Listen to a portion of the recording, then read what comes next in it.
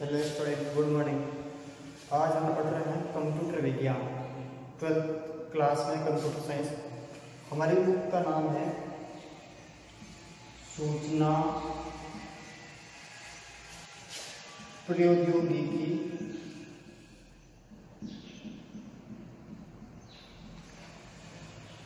और programming.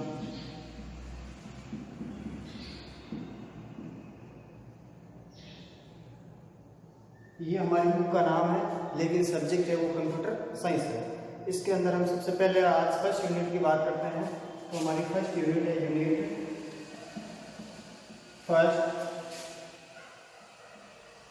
Data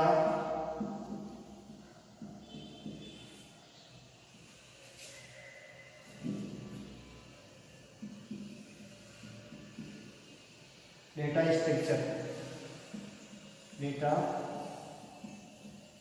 structure.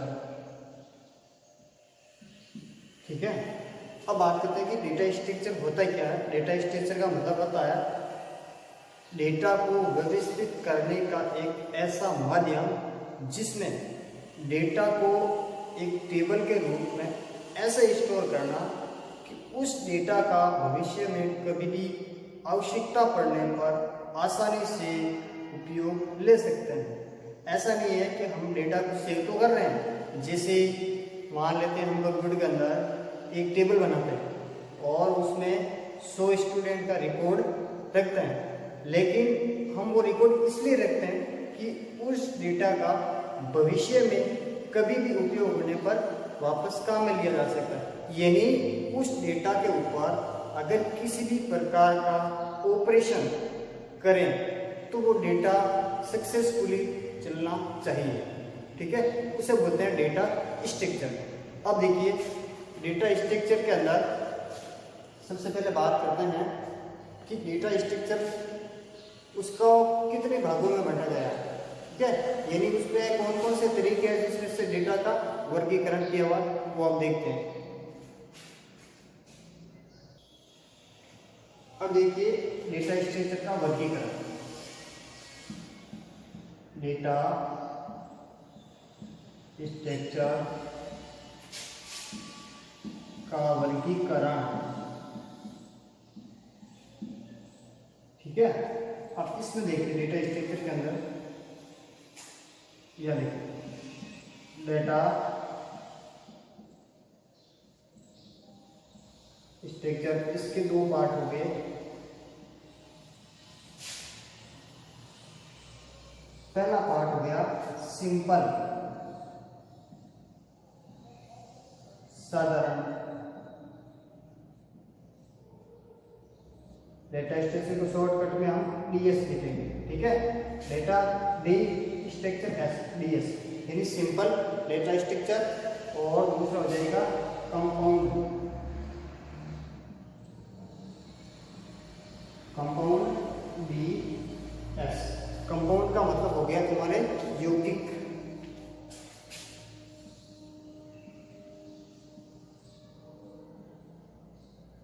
ठीक है, यौगिक डिटेल। अब आगे देखिए, ये सिंपल डेटा स्ट्रक्चर और ये compound data structure. Simple data structure के अंदर फिर दो डेटा टाइप आ रहे हैं। यहां आ रहा आपके एरे, एरे, और दूसरा आ रहा है स्ट्रक्चर।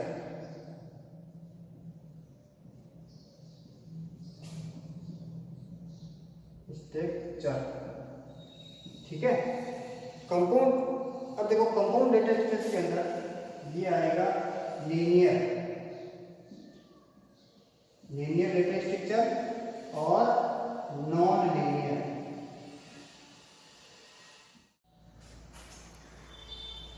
हमने अभी तक ये पढ़ा था लीनियर डेटा स्ट्रक्चर और non linear data structure. Linear का मतलब होता रेखीय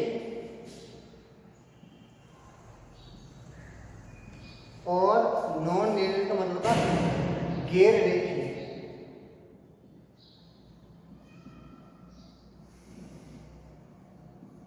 यानी अब देखो रेखीय और गैर रेखीय में ये होता है, रेखीय लीनियर डेटा स्ट्रक्चर ऐसे डेटा स्ट्रक्चर होंगे जो एक ही रेखा में होंगे, यानी एक ही लाइन में सीक्वेंस तरीके से, जैसे इसमें आगे स्टैक, क्यू और लिंक लिस्ट, ठीक है। यानी ये तीनों ऐसे लीनियर डेटा स्ट्रक्चर जो कि क्रमबद्ध तरीके से एक क्रम में चलते हैं, ठीक है, और उनका लेवल होता है वो एक ही होता है, सिंगल लेवल, यानी लीनियर, हम ये बोल सकते हैं linear data structure single level data structure है, जिसके अंदर एक ही लेवल होता है और एक लेवल में वो कंटिन्यू लगातार सीक्वेंस रूप से चलते हैं। नॉन लीनियर में आगे गैर रेखीय, जिसके अंदर न तो एक लेवल होता है न सिंगल लेवल होता है, यानी एक से ज्यादा लेवल, मल्टी लेवल बोल सकते हो। जैसे देखो ट्री और ग्राफ, ट्री और ग्राफ, जैसे ट्री हो गया, ये मान लेते हैं ये ट्री है ऐसा, यानी इसके अंदर ये लेवल अलग हो गया, ये लेवल अलग, ये लेवल अलग, ये लेवल अलग, यानी एक से ज्यादा लेवल है, इसलिए इसको multi level non linear data structure भी कहते हैं। यानी ये वाला लेवल है और टॉप लेवल है, और ये इसका नीचे का लेवल है, जिसको इस टॉप लेवल को हम रूट नोड भी बोल सकते हैं, रूट नोड या पेरेंट्स नोड भी बोल सकते हैं। और ये वाला जो लेवल है उसको हम बोलेंगे चाइल्ड नोड कह सकते हैं। तो एक से ज्यादा लेवल होते हैं नॉन लीनियर में और सिंगल लेवल होता है लीनियर में। तो ये था तुम्हारे डेटा स्ट्रक्चर का वर्गीकरण। अब इनका भी आगे एक एक यूनिट है जिसमें हम पूरा डिटेल से पढ़ेंगे। अब हम बात करते हैं आगे इसमें कि डेटा स्ट्रक्चर पर किए जाने वाले ऑपरेशन यानी उसके ऊपर कौन कौन से कार्य किए जा सकते हैं, वो कार्य देखते हैं।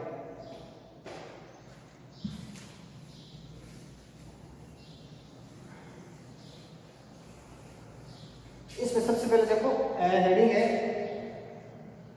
डेटा स्ट्रक्चर पर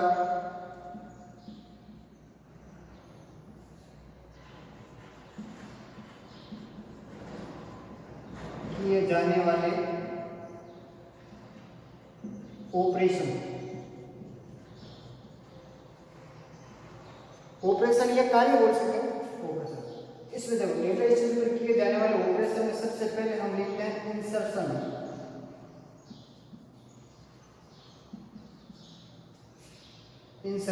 इंसर्शन का मतलब होता है डेटा को इंसर्ट कराना। जैसे पहले से कोई टेबल बनी है या नई टेबल बना रहे हैं तो नई टेबल के अंदर डेटा को इंसर्ट करना या उसको एंटर कराने के लिए इंसर्शन का उपयोग करते हैं। इसका भी पूरा एक सूत्र है, वो एक पूरी यूनिट में दे रखा है, इसका बड़ा टॉपिक है, लेकिन अभी हम इसका शॉर्ट अर्थ ये समझें तो इंसर्शन का मतलब होता है डेटा को टेबल के अंदर प्रवेश करना, ठीक है। दूसरा हो गया डिलीशन।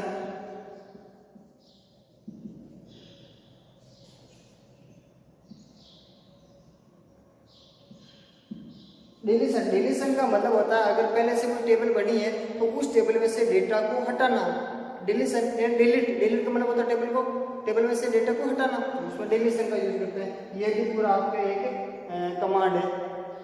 तीसरा हो गया सर्च या सर्चिंग बोल सकते हो आप इसको। सर्चिंग का मतलब होता है कि अगर आपके पास पहले से कोई एक टेबल बनी है तो उस टेबल के अंदर डेटा को ढूंढने का जो तरीका होता है वो सर्चिंग के माध्यम से करते हैं। Number 4 traversing.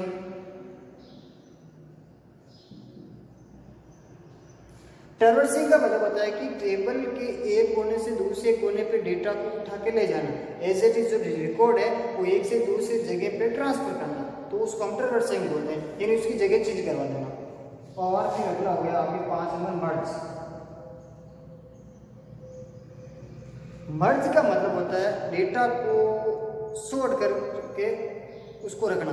यानी हम किसी भी टेबल को मर्ज करते हैं ना, मर्ज का मतलब होता है कि एक बड़ी टेबल है और जो डेटा टेबल में बार बार आ रहा है उस टेबल को सॉर्ट करके एक रिकॉर्ड रखना। जैसे देखो यहाँ मान लेते हैं हमारे पास जैसे एक टेबल है, इसमें हम देखो या जैसे सीरियल नंबर हो गया और या नेम हो गया, या सीरियल नंबर 1 आ गया, 2 3 और 4, ठीक है। अब यहाँ नेम जैसे ए हो गया, बी हो गया, सी हो गया और ए हो गया, ये टेबल है। अब हमें इस टेबल में ऐसी कैसी टेबल एक और बनेगी, या टेबल का नाम लेंगे ए, चलो इसको यहाँ पे डी रखो। अब ये टेबल एक डी, इसमें भी सेम कॉलम रखना है, सीरियल नंबर हो गया और नेम हो गया, 1 2 3 4।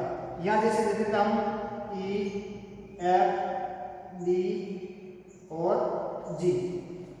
अब इन दोनों टेबलों को मर्ज करके हमें एक टेबल बनानी सी।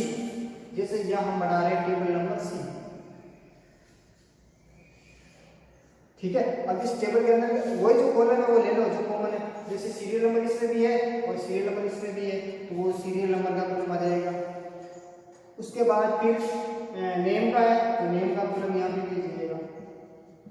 अब हमें इन दोनों टेबलों में से वो सारा डेटा उठाना है कि डेटा लॉस नहीं हो, मतलब डेटा पूरा आ जाना चाहिए और दोबारा भी नहीं आना चाहिए, यानी डेटा रिपीट नहीं होना चाहिए लेकिन डेटा पूरा आना चाहिए। तो देखो पहले वाला 1 नंबर सीरियल, इसमें हमने ए ले लिया, क्या दिया ये। फिर 2 नंबर के अंदर हमने ले लिया बी। फिर 3 नंबर के अंदर ले लिया हमने सी। फिर 4 नंबर के अंदर हमने ले लिया डी। फिर देखो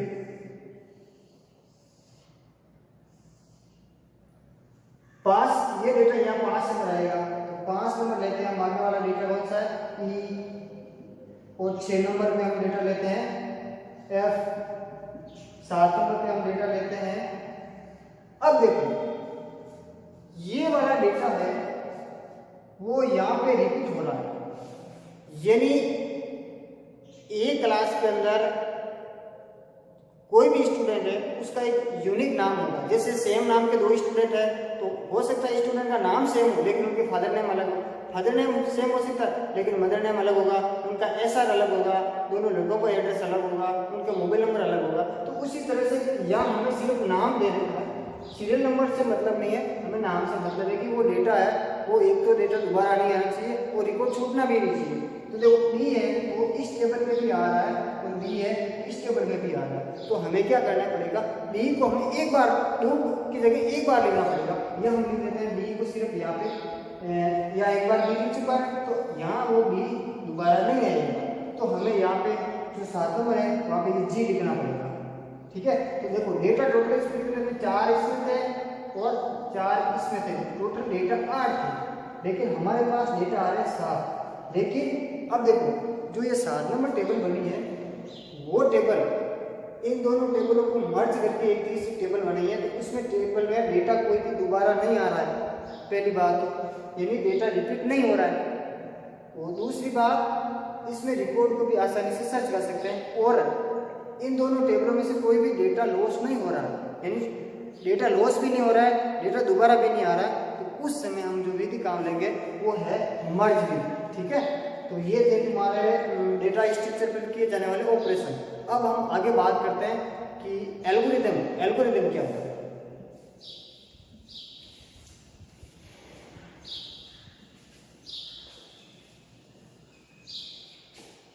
न्यू टॉपिक है एल्गोरिदम।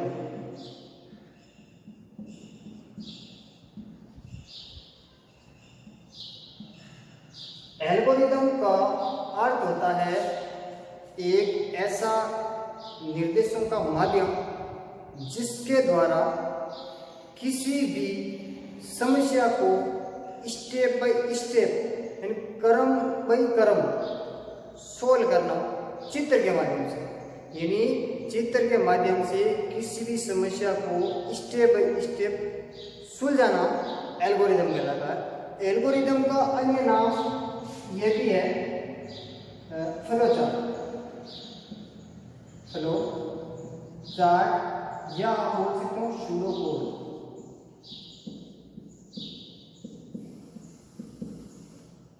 सूडो कोड बोलो या फ्लो चार्ट बोलो या एल्गोरिदम बोलो, इन तीनों का अर्थ एक ही होता है, फ्लो एल्गोरिदम। ठीक है, तो एल्गोरिदम क्या हो गया, निर्देशों का पहले से बने बनाया सेट होता है जिसके द्वारा किसी भी समस्या को स्टेप बाय स्टेप सोल्व किया जाता है।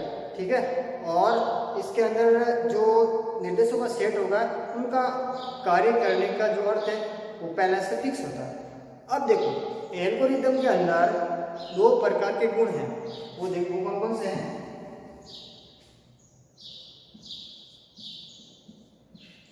इससे पहला आ गया तो आपके स्पेस, जटिलता, और दूसरा हो गया समय जटिलता। यानी एल्गोरिदम बनाते समय ये दो प्रकार की एल्गोरिदम के सामने समस्या आती है। पहली समस्या होगी स्पेस जटिलता। स्पेस जटिलता का मतलब होता है जब प्रोग्राम के अंदर एल्गोरिदम को रन किया जाता है तो रन करते समय जो समस्या उत्पन्न होती है स्पेस की, उस समस्या को जटिल स्पेस करने। ये समस्या क्यों उत्पन्न होती है, इसके उत्पन्न होने का कारण है कि एक ही प्रोग्राम को एक से ज़्यादा यूजर के द्वारा अलग अलग सिस्टम पे या एक ही सिस्टम पे एक्सेस करना। मान लेते हैं अगर आपके पास एक ही चीज है, अगर आप उसको 100 जनों को देना है तो एक साथ नहीं दे सकते। आप जैसे बैंक में जाते हो पैसे लेने के लिए, तो कैशियर तो एक है, लेकिन आप 100 जने पैसे लेने जा रहे हो तो एक समय में एक जने को पैसे मिलेंगे, सबको पैसे नहीं मिल सकता। तो उसी तरह से इस एल्गोरिदम की जो डेटा है उसको एक्सेस करने के लिए जब एक से ज़्यादा यूजर इसको एक्सेस करते हैं तो उस समय जो समस्या उत्पन्न होती है स्पेस जटिलता कहते हैं। यानी उस समय जगह की समस्या की प्रॉब्लम हो जाती है, उसको स्पेस जटिलता कहते हैं। अब दूसरी समस्या है समय जटिलता। समय जटिलता उस समय उत्पन्न होती है कि जब आपने एक एल्गोरिदम है उसको रन कर रहे हो तो वो एल्गोरिदम रन होने में कितना समय लगेगा, यानी रनिंग टाइम के समय जो समस्या उत्पन्न हो रही है प्रॉब्लम, उस समस्या को समय जटिलता कहते हैं। और ये समय जटिलता एल्गोरिदम के फंक्शनों की संख्या पे डिपेंड करती है कि एल्गोरिदम के अंदर जो फंक्शन है उन फंक्शनों की संख्या कितनी है। जितनी संख्या ज़्यादा होगी उस एल्गोरिदम को रन होने में समय भी उतना ज़्यादा लगेगा, और अगर एल्गोरिदम के अंदर फंक्शनों की संख्या कम है तो उसको रन होने में समय भी कम लगता है। तो ये दो प्रकार की समस्या हैं एल्गोरिदम को बनाते समय और उसको रन करते समय उत्पन्न होती हैं। तो ये हमारे यूनिट फर्स्ट था डेटा स्ट्रक्चर। तो डेटा स्ट्रक्चर के अंदर सबसे पहले आप लोगों के जो क्वेश्चन बनते हैं इम्पोर्टेंट, वो पहला एक क्वेश्चन है डेटा स्ट्रक्चर किसे कहते हैं और उसका वर्गीकरण समझिए। आपको बड़ा क्वेश्चन पूछेगा तो ये पूछ सकता है कि डेटा स्ट्रक्चर क्या है और इसका वर्गीकरण समझिए। दूसरा क्वेश्चन आपको पूछेगा तो ये पूछेगा कि एल्गोरिदम क्या है और इसको बनाते समय और या इसके गुण कौन से, गुण कितने हैं, तो भी आपको ये लिखना है स्पेस जटिलता और समय जटिलता, दो उसके गुण हो गए। अगर आप ये पूछते हैं कि एल्गोरिदम को बनाते समय कौन कौन सी समस्या, बना के रन करते समय कौन कौन सी समस्या उत्पन्न होती है, तो भी आपको ये दो ही उसका पॉइंट लिखना है। तो दो मेन क्वेश्चन हो गए, डेटा स्ट्रक्चर किसे कहते हैं और इसका वर्गीकरण। दूसरा क्वेश्चन हो गया आपके एल्गोरिदम किसे कहते हैं और इसके गुण कौन से। तो ये दो क्वेश्चन मेन है आप लोगों को एग्जाम आने के लिए। ये यूनिट पहले वाला छोटा यूनिट है, इसमें शॉर्ट क्वेश्चन दो बनते हैं। आप लोगों को मैंने पीडीएफ भेज दी है तो आप इनके नोट्स है वो अपनी फेयर कॉपी में उतार लें। और अब हम आगे सेकेंड यूनिट बात करेंगे।